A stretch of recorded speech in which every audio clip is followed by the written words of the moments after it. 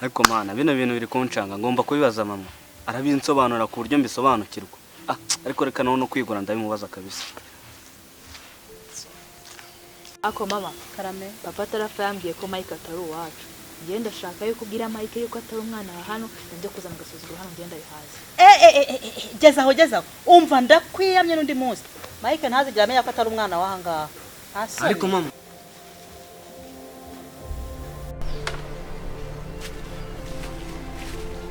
Mike waiki Mike hagarara umbwira ikintu bande ibintu byose gakaba kabyihariye umva aho bwimba yanabimenye ko atari uwa hano narare hano anisonera.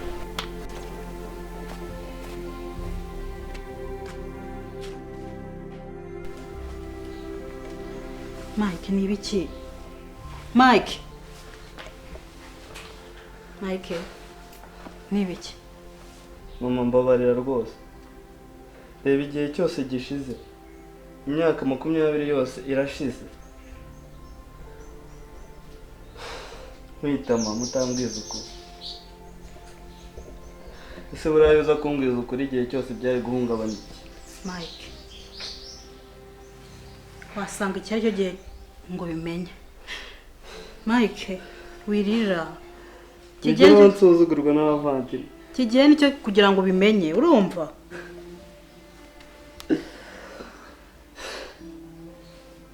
Mike reba mbwiza ukuri Mike ubona ntagukunda mama yego urankunda pe warangiza Mike singufata nk'umwana wanjye ariko mbwiza ukuri kubyerekeranye n'abandi no ngufata nk'umwana wanjye nibyariye ntacyo byari kuba bitwaye.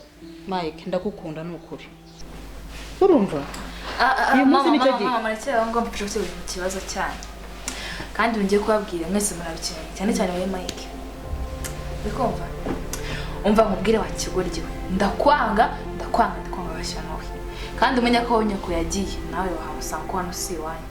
Beneta rero ntega amatwi neza nkubwiye simpe ngo nuko mbwiye ari amagambo nta kintu ntwaye byibura ibyo nakubwira ngo babashaga kubyumva ikigare cyawe na Jacques nta hantu kizakugeza kumura ngo nuko nkugira inama nkanabibwira mu rugo ntacyo bimbwiye gushakira iterambere mu biyobyabwenge no kwiyandarika habe namba nta nyungu irimo.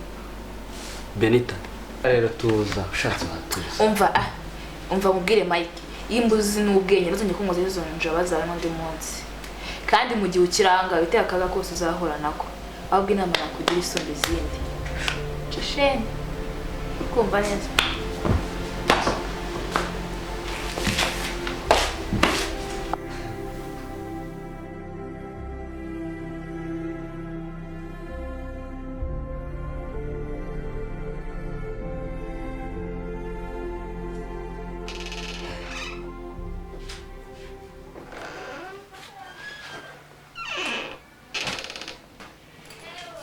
Naisabite. Byiza.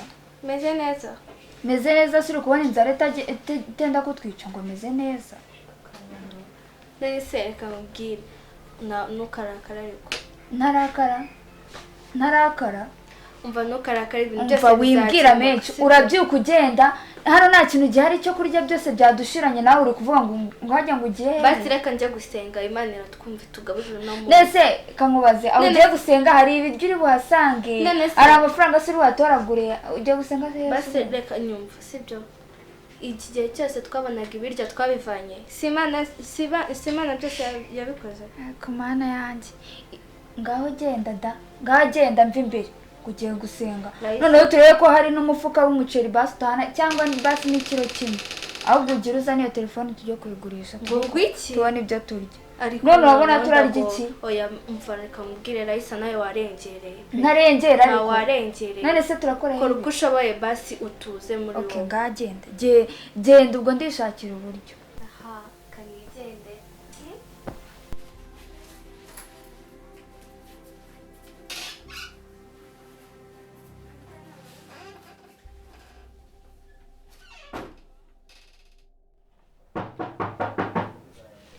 Injiriza be.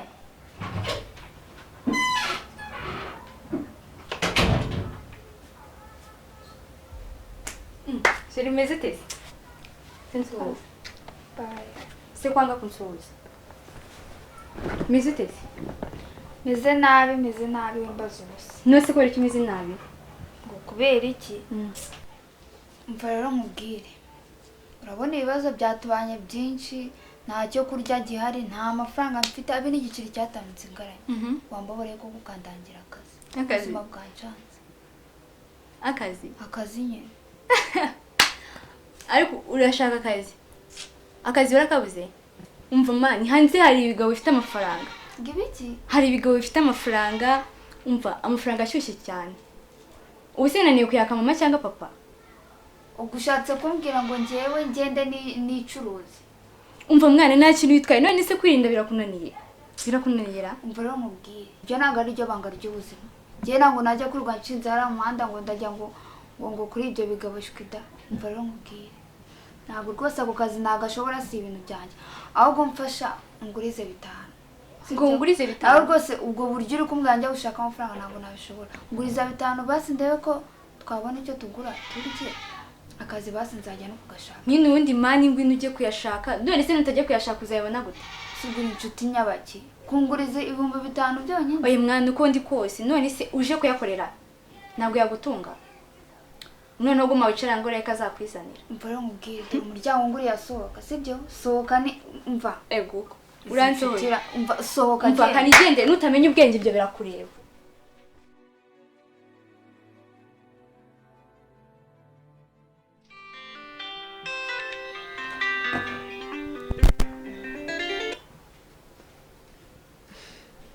Allo. Bite Bene. Amakuru ni meza cyane. Aha nibe nawe. Nese kibazo. Ese umfashije iki koko? Mva ntacyo kurya mfite ubu inzara yenda kutwicira muri runo ruzu. Wabuze akazi muko? Sha nabuze akazi ngase ndanje. Umva abagabo bari hano hanze wabuze umugabo wakora ukabonera ibyo kurya. Aho gucya abakobwa bese mwese mwabaye bamwe koko. Oye nabyo kuba bamwe. Uziko ukeneye rayi. Manu uzuko nta nshuti nyigira. Hari isaza yaguhereza kashi ukagaburira murumuna wawe nawe. Umva rero nkubwire. Nimba ari ibyo mamagare rwose ntabwo ibyo bintu nabyumva rwose nta mwanya nabona wo kujya kwicuruza pe. Ibyo umva nawe nuko tumva. Numva se ubwo basi nguriza 5 tuzatubiganira ikindi gihe. Oya wenda kurangira akazi nkugurize tuzanyisha yukuye. Nzagushaka kandi kazi ibyo ntabwo nabivamo. Umva menye bayi ndashaka kumva inama zanjye. Nugongere kandi kumbwira ngo urasoje ibiki narakwangiye akazi bakanga.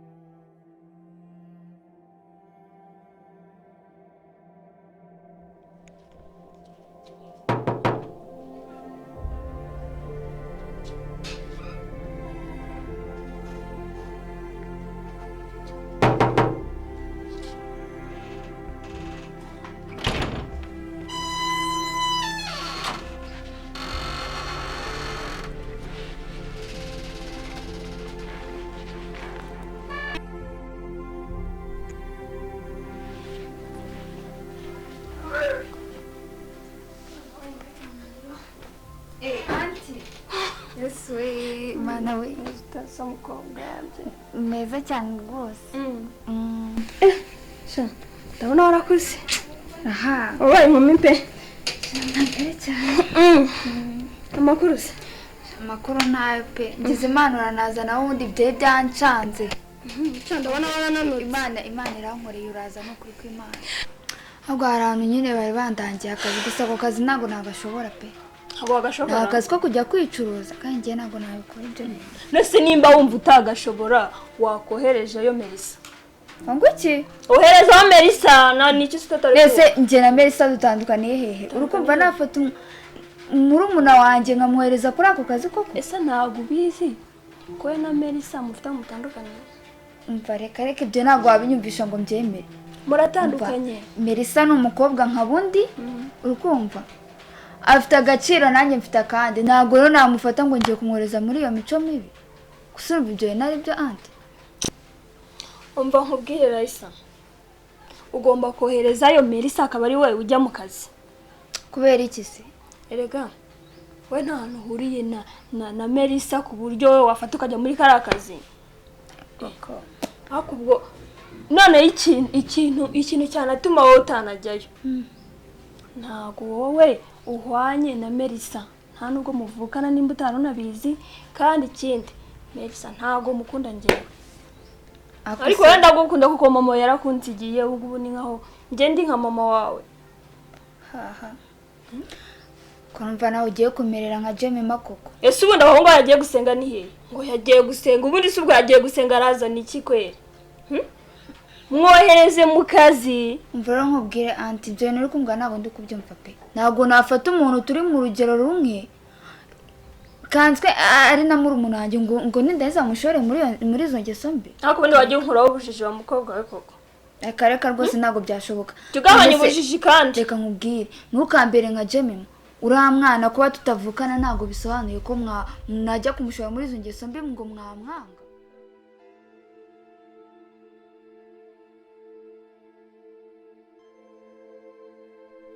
Mike, babarira ni ukuri. Mama wawe ndamuzi ariko ntago nzi aho yagiye. Ni ukuri nanjye naramubuze. Muheruka kera cyane. Yabasize muri batoya abasigira papa wanyu hamwe na mushiki wawe. Wirira mayi, winera gahinda ariko.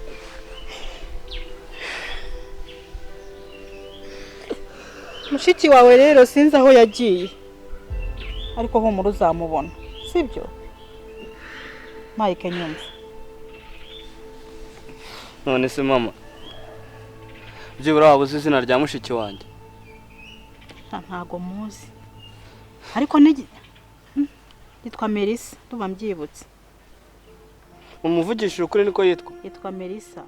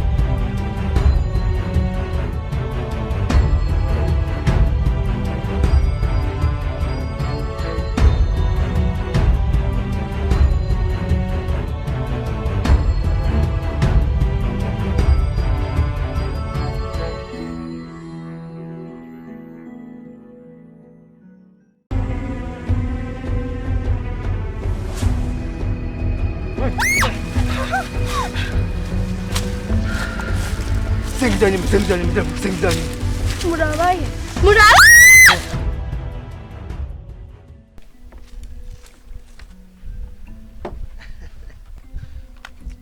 Singonya kafuna ahita nambugisha. Mva mbwire Jacques. Uriya mwana ngo ni Mike mukire mu mitwe yanyu mujye mukora imirimo ya hano nagari wenyine wishinzwe.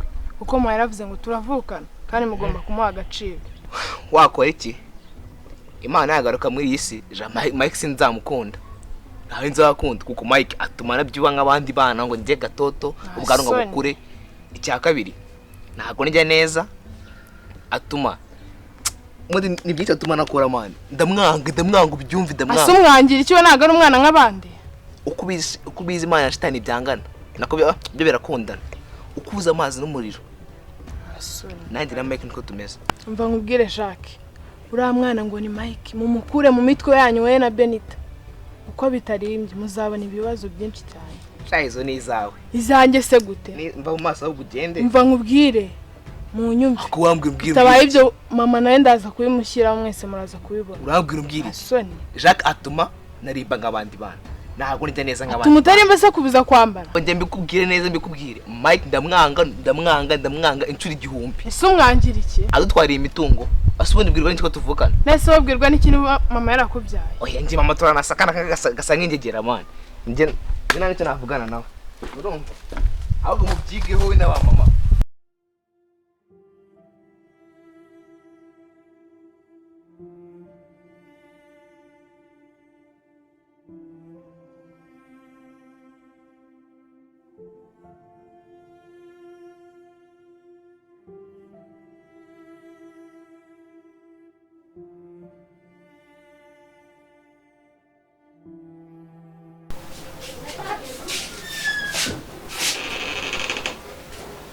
sana na ryashyana byagiye ko nari kumbera ngo byagiye gusenga byagiye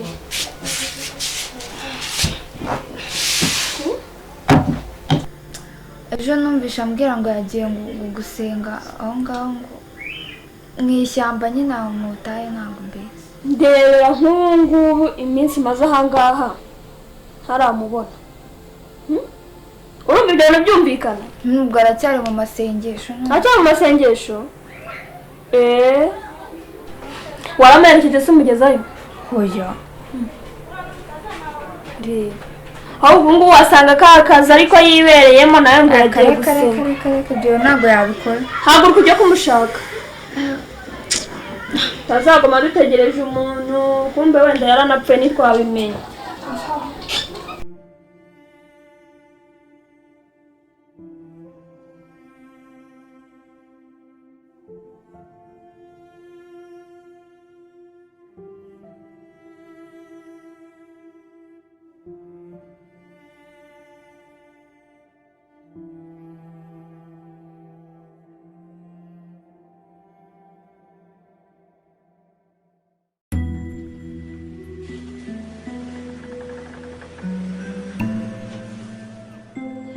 Melissa!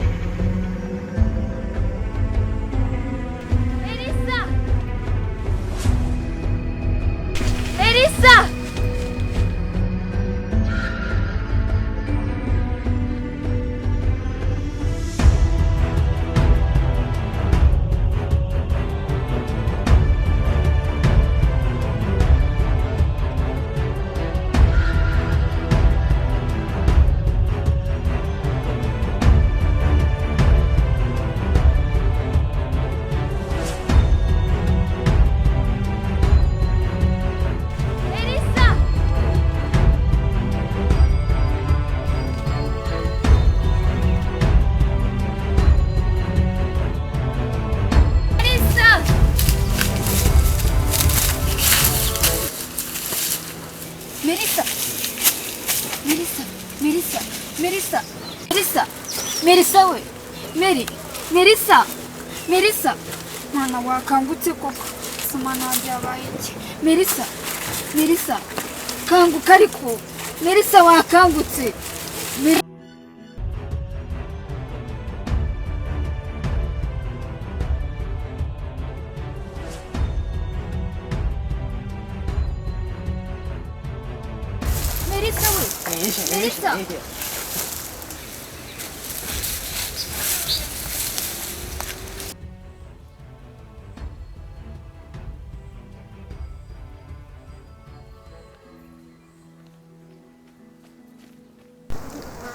wageze hano gute nta mafaranga ufite nta mafaranga afite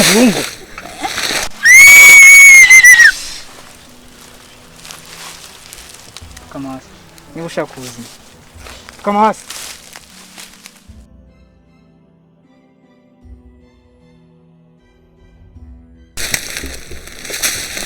pfukama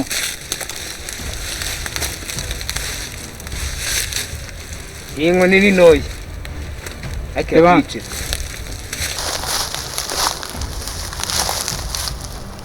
panga umuntu ntabwo akwiye kubaho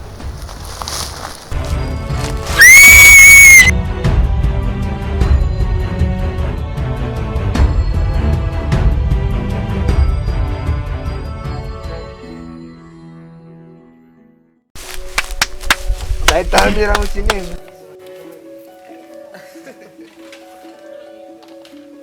ntabwo mushaka kukibona mwegereze sound kamera murababaye cyane haso ndi nazo umuhate ndi nawo iyo msikunda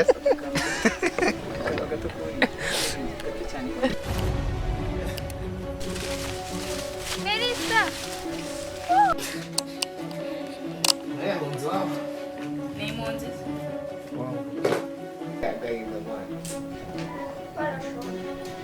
okay kwaje haguruka n'ibyo ngo ni wowe ugiye kuza uvuye gusenga asubira bari kumbikiwe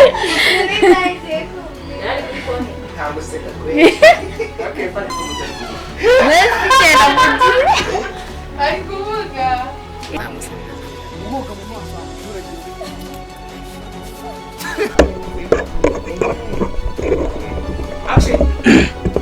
mba nkubwire mayi